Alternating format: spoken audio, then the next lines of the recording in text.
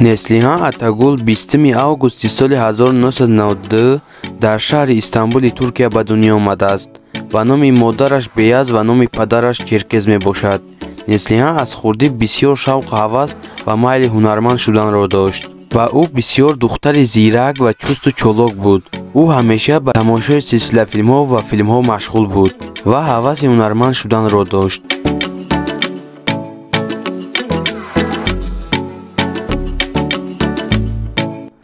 ва ҳанӯз ӯ дар синни 8 солагиаш буд ки ба худшиносӣ шурӯъ намуд.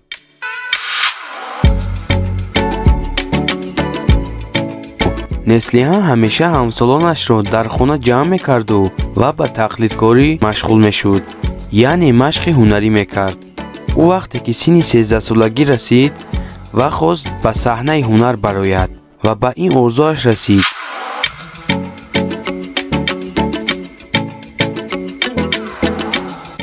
дар айни 13 солагиаш ӯ суроғаи ва рақамҳои яке аз ҳунармандони машҳурро дарёфт намуду ва ҳамроҳи модараш барои ба қайд гирифтани худаш ба назди онҳо рафтанд ва баъди қайдгирӣ бо муваффақиятона баъди 1 моҳ ӯ дар яке рекламаи филм иштирок намуд ва ҳамин тавр вориди дунёи афсонавӣ гашт.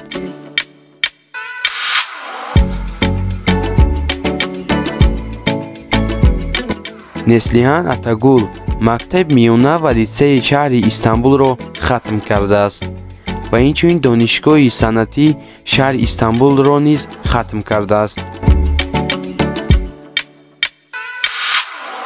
Неслиҳан Атагул аввалин бор соли 2006 дар яке аз силсилафилмҳои машҳур бо номи Япрак Докумлу бо тахаллуси Дениз нақшофарӣ кардааст ва ба дунёи ҳунармандон ҳамон сол ворид шудааст.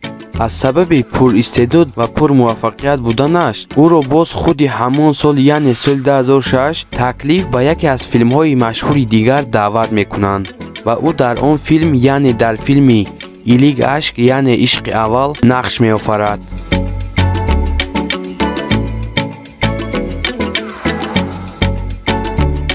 Неслиҳан Атагул муддати 3 сол дар фотиҳаи яке аз ҳунармандони машҳури дигар Қадир Доғлу буд. Неслиҳан ва Қадир дар яке аз силсилафилмҳои машҳур бо номи Кара Севда якҷоя нақси асосиро бозиданд. Қадир Доғлу 19 апрели соли 1982 дар шаҳри Мерсин, Туркия ба дунё омадааст. қисса кӯтоҳ баъди 3 соли интизорӣ онҳо 25 ноябри соли 2005 бо якдигар оиладор мешаванд ва аз байн дери нагузашта онҳо соҳиби як фарзанд мешаванд.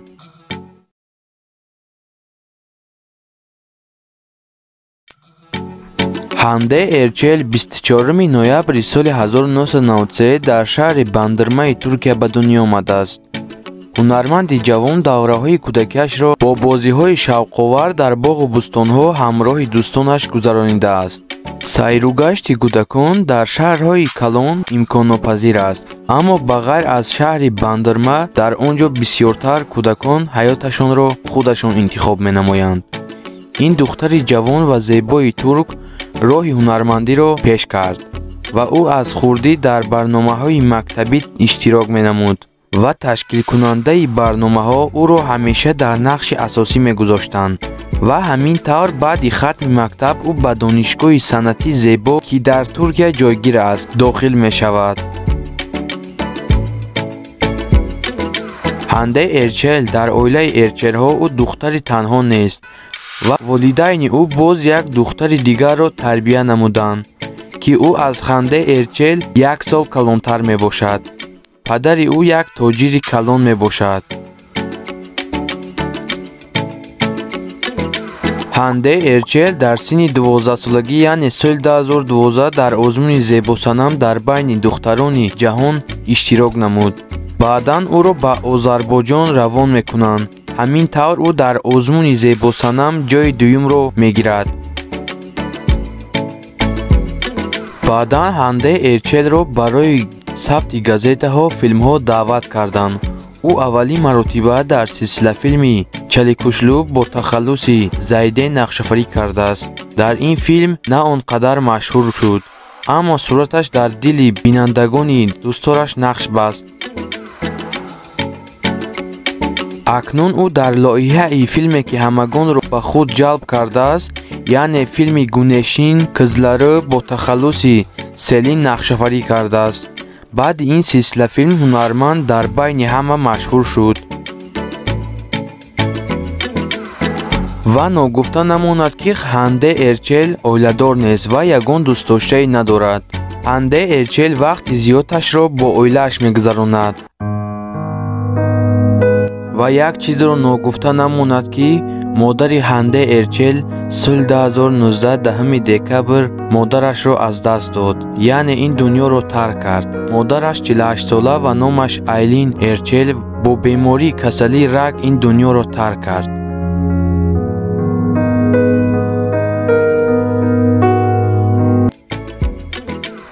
ва ба ғайр аз ҳунарманд буданаш ӯ инчунин дар шабакаи иҷтимоии Instagram яке аз блогерони машҳур мебошад, ки дар саҳифаи ӯ ҳар як лаҳзаи ҳаёташро ворид мекунад.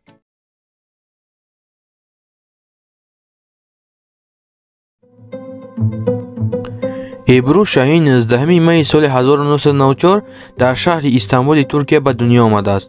ӯ ҳаёти кӯдакиашро низ дар он ҷо гузаронидааст. вай инчунин мактаби миёнари он ҷоро низ хатм кардааст. Эбру аз синни 11-солагӣ ба варзиш машғул аст. дар зиндагиаш фақат ба ду чиз майл дорад: варзиш ва ҳунар. барои ҳамин ӯ ба Академияи варзиши шаҳри Истамбул дохил шуда ва бо муваффақият хатм намуд. баъдан ӯ мефаҳмад ки ин ҳама барои ӯ нест. мехоҳад ки дар телевизионҳо нақшофарӣ карданро шурӯъ кунад. ӯ баъдтар нақшофарӣ карданро дар клипу рекламаҳо оғоз кард. Эбру Шаҳин аввалин маротиба дар силсила филми Кампарсӯ нақшофарӣ кардааст. ногуфта намонад ки Эбру сароянда низ мебошад. Эбру Шаҳин пас аз чанд силсила филме нақшофарӣ карданро дар яке аз силсилафилмҳои машҳур бо номи Ҳерҷаӣ яъне Ишқ ва нафрат шурӯъ мекунад. баробари нақшофарӣ карданаш дар ин силсилафилм ҳаёташ ба куллӣ тағйир ёфт ва соҳиби ҳазорҳо мухлис гардид.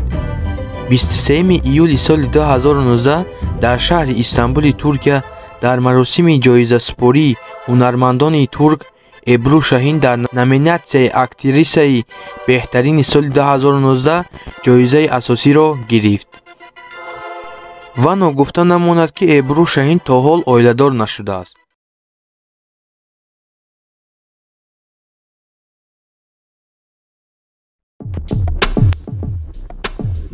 Седат Озун ҳунарманди маъшҳуре ки мо шумо ӯро бисёртар бо тахаллуси санам ки дар филми Ҳидоят нақшофарӣ кардааст мешиносем. Седат Озун 6 апрели соли 1990 дар шаҳри Истамбули Туркия ба дунё омадааст.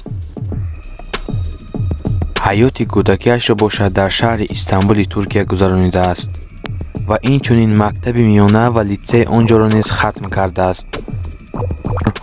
азбаски ӯ бисёр шавқу ҳаваси ҳунармандӣ дошт, баъди хатми мактаб ба донишгоҳи Айдини шаҳри Истамбул дар факултати ҳунарпешагӣ драма дохил мешавад. Седат Озун аввалин маротиба соли 2008 вақте ки дар курси аввал буд, дар барномаи Зебосанами Туркия иштирок менамояду ва соҳиби ҷойи аввал мешавад.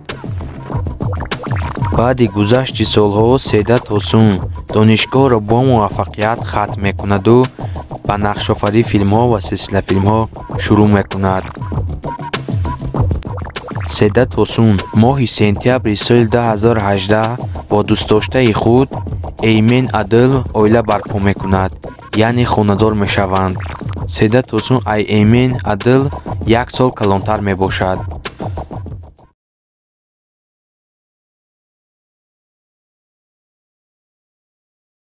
мешиносем. Семра Гузел 1 июни соли 1988 дар шаҳри Измири Туркия ба дунё омадааст. ӯ ҳаёти кӯдакиашро дар ҳамон ҷо гузаронидааст ва инчунин мактаби миёнаи он ҷоро низ хатм кардааст. ӯ баъди хатми мактаб ба шаҳри Манисияи Туркия сафар мекунад ва ба донишгоҳи давлатӣ ба номи Ҷелал Байар дар факултати тарроҳӣ дохил мешавад. баъдан Семра Гузел барои таҳсили драмавӣ гирифтан ба шаҳри Гамбурги Олмон сафар мекунад ва як муддат дар он ҷо мемонад غیر از این او تحصیل اکتیوری نیز میگیرد. سمرا گوزل همون وقت این چونین به حیث برنامه‌ساز رادیو و تلویزیون کار و فعالیت کرده است. پس از یک چند مدت او به ترکیه یعنی به شهر استانبول برمیگردد و تحصیل اکتیوریش را ادامه میدهد. سمرا گوزل تا حال نه شوهر و یگان دوست داشته ندارد. تا این دم او با یگان کس مناسبت عاشقانه نداشته است. سمرا گوزل در وقتهای خالیگیش به ورزش مشغول است.